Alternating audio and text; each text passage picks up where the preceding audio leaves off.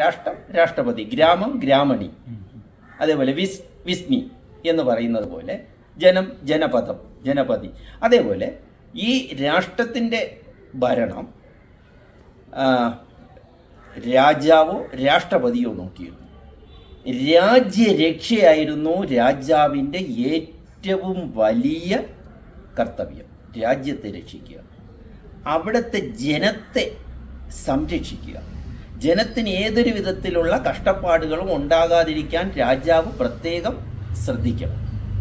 ആ കാലത്തെ ഭരണമെന്ന് പറയുന്നത് നമുക്ക് രാജതന്ത്രമെന്നോ പ്രജാതന്ത്രമെന്നോ പറയാം. പ്രജാതന്ത്രം എന്ന് പറയുമ്പോൾ ജനാധിപത്യം, രാജതന്ത്രം എന്ന് പറയുമ്പോൾ രാജഭരണം. ചിലപ്പോൾ രാജാവ് കുടുംബപരമായിട്ട് ഒരു രാജാവ് കഴിഞ്ഞ് മറ്റൊരു രാജാവ് വരും. അത് കഴിഞ്ഞിട്ട് പ്രജകൾ തന്നെ തിരഞ്ഞെടുക്കുന്ന രീതി ഉണ്ടായിരുന്നു. അതാണ് പ്രജാതന്ത്രം. ഏതാണോ നല്ലത് അത്. മാത്രമല്ല ഈ രാജാവിന് കീഴിൽ സഭയുമുണ്ടായിരുന്നു, സമിതിയുമുണ്ടായിരുന്നു.